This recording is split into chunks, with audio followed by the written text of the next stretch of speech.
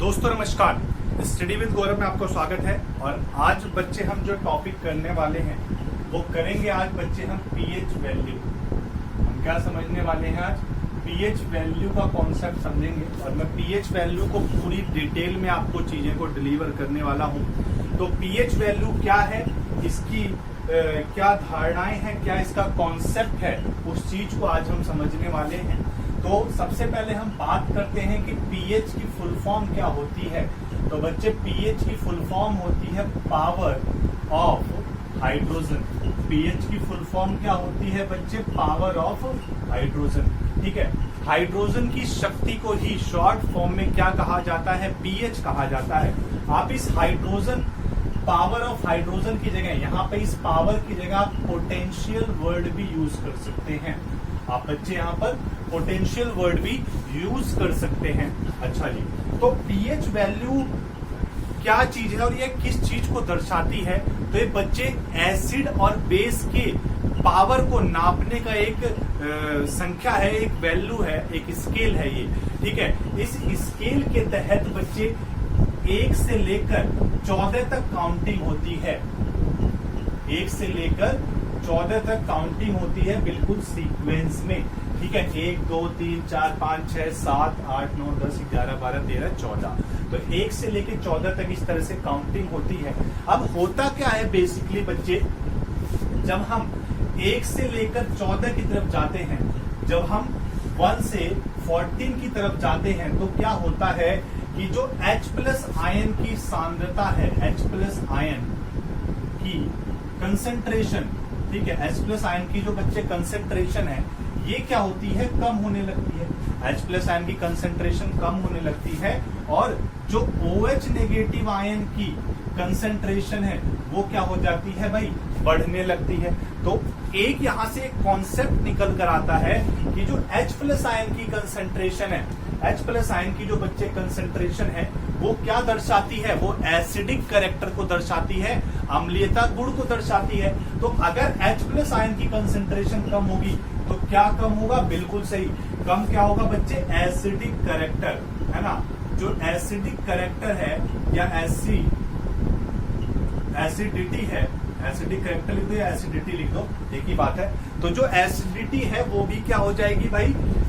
1 से 14 की तरफ चलने पर कम होती जाएगी। और जो बेसिक कैरेक्टर है या बेसिसिटी जो है बच्चे, वो क्या हो जाएगी? वो बढ़ जाएगी। क्यों? क्योंकि OH नेगेटिव आयन की कंसंट्रेशन बढ़ रही है और H+ आयन की कंसंट्रेशन क्या हो रही है भाई? कम हो रही है।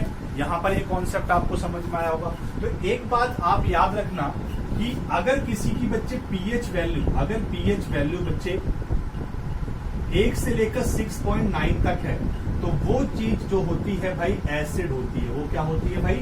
एसिड होती है। अगर पीएच वैल्यू बच्चे 7 है, अगर पीएच वैल्यू 7 है तो वो चीज क्या होती है बच्चे? न्यूट्रल होती है। और अगर पीएच वैल्यू 7.1 से 14 तक है तो वो चीज क्या होती है बच्चे? बेस होती है। ये बात आपको पता होनी चाहिए। ठीक है, 7.1 से 14 तक है तो वो चीज क्या होती है बच्चे? बेस होती है। ठीक है, अब हुआ क्या भाई कि मैंने बोला H+ आयन कंसंट्रेशन डिक्रीज हो रही है 1 से 14 तक।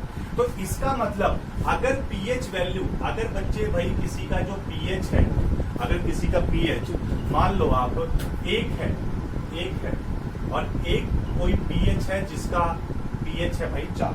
ठीक है, तो इन दोनों में से स्ट्रॉन्गेस्ट एसिड कौन सा होगा? इन दोनों में से स्ट्रॉन्गेस्ट एसिड क्या होगा? तो देखो भाई, मैंने यहाँ पे क्या बताया, 1 से 14 की तरफ जाने पे घट रहा है ना H+ आयन की कंसंट्रेशन, और अगर कंसंट्रेशन ही बच्चे जब घटेगी तो क्या होगा?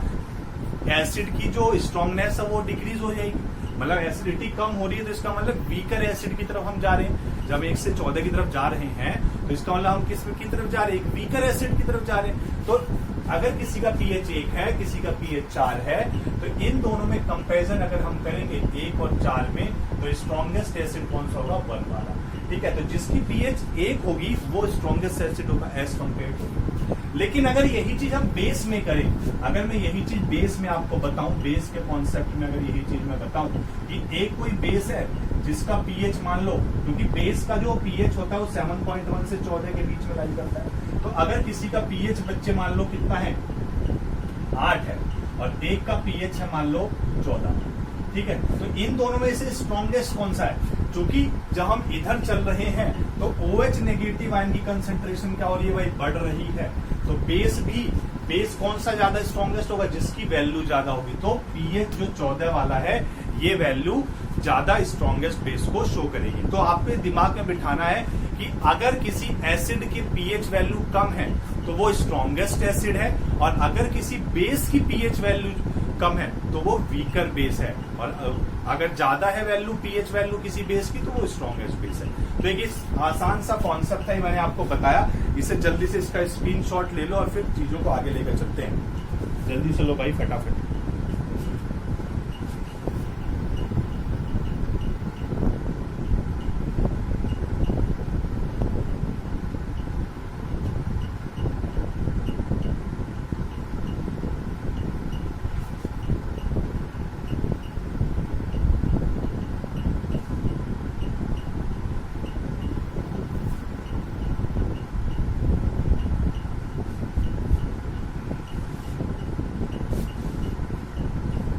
ओके बच्चों, अब हम बात कर रहे हैं यहाँ पर, अब हम बच्चे बात कर रहे हैं किसकी? हम बात कर रहे हैं पीएच और पीओएच की। जिस तरह से एक पीएच वैल्यू होती है, जिस तरह से पीएच वैल्यू होता है, इसी प्रकार से पीओएच वैल्यू भी होती है। पीएच का मतलब मैंने बताया क्या? पीएच का मतलब होता है power of hydrogen, power of hydrogen. और पीओएच का मतलब होता है बच्चे पावर ऑफ हाइड्रोक्साइड। OH को हम क्या लिखते हैं भाई? हाइड्रोक्साइड। ठीक है, तो होता क्या है बेसिकली, अगर हम पीएच वैल्यू और पीओएच वैल्यू को आपस में जोड़ दें तो ये वैल्यू कभी भी 14 से ज्यादा नहीं हो सकती। तो पीएच और पीओएच का जो समेशन होता है बच्चे, वो कितना होता है? 14 होता है। तो इस चीज को याद रखना है। अगर मान लो एक एग्जांपल लेते हैं, अगर मान लो बच्चे किसी की पीएच वैल्यू 3 है तो उसकी पीओएच वैल्यू क्या होगी? उसकी पीओएच वैल्यू क्या होगी? तो सिंपल सा है भाई, यहाँ पर पीएच3 रख दो, इसमें पीएच3 रख दो, प्लस पीओएच बराबर 14, या सिंपली आप 14 में से 3 माइनस कर दो। ठीक है, तो पीओएच वैल्यू क्या आ गई बच्चे? 14 में से 3 माइनस हुआ तो कितना बचा? 11 बचा। ठीक है, तो ये आपको पीओएच वैल्यू आ गई। पीओएच वैल्यू कितनी आ गई भाई? 11 आ गई। ठीक है, एक तो ये कॉन्सेप्ट है। एक कॉन्सेप्ट और देखो भाई, एक कॉन्सेप्ट बच्चे और देखो कि जो एक और पीएच का बच्चे फॉर्मूला होता है, पीएच बराबर minus log H plus ion, pH बराबर minus log H plus ion. ठीक है, तो एक ये फॉर्मूला होता है पीएच का। ठीक है, अगर मान लो ये H प्लस आयन क्या है? ये अगर कोई भी बच्चे केमिस्ट्री में आप कभी भी इस तरह के ब्रैकेट में कोई एलिमेंट लिखा हुआ मिले तो हमेशा वो क्या दिखाता है? कंसंट्रेशन को दिखाता है। क्या दिखाता है भाई? कंसंट्रेशन को दिखाता है। ठीक है, वो सांद्रता को शो करता है। ठीक है, तो अगर आपको H प्लस आयन की सांद्रता दे रखी है मान लो 10 की पावर -3, m यहाँ पे मोलैरिटी है, तो 10 की पावर -3 m दे रखी है, और पीएच वैल्यू आपसे पूछ ले कि पीएच वैल्यू क्या होगी। तो पीएच वैल्यू बच्चे निकालने के लिए हम क्या करेंगे? पीएच बराबर माइनस लॉग, और H प्लस आयन की कंसेंट्रेशन कितनी है? 10 की पावर -3, तो ये ब्रैकेट में या ऐसे लिख सकते हैं आप 10 की पावर -3। ठीक है, 10 की पावर -3। तो एक फॉर्मूला होता है लॉग का, लॉग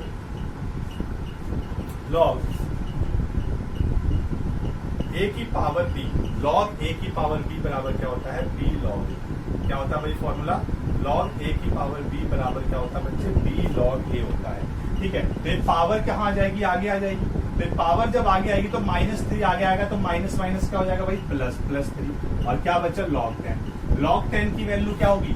log 10 की वैल्यू होती है बच्चे 1। याद रखना, एक के आगे जितने जीरो होंगे उतनी ही log में उसकी वैल्यू होगी। तो log 10 की वैल्यू क्या हो जाएगी? 1। तो pH कितना आ गया? 3 आपका क्या हो जाएगा? आंसर। ठीक है, तो यहाँ पर आपको ये चीजें समझ में आई होगी। तो मैंने ये वाला भी कॉन्सेप्ट आपको क्लियर कराया, पीएच और पीओएच वाला भी कॉन्सेप्ट क्लियर कराया। तो अगर आपको चीजें समझ में आ रही हैं और सब कुछ चीजें समझ में आ रही हैं तो चैनल को लाइक, शेयर और सब्सक्राइब जरूर करें। और तब तक के लिए भाई अपनी पढ़ाई को जारी रखिए। धन्यवाद। जय हिंद।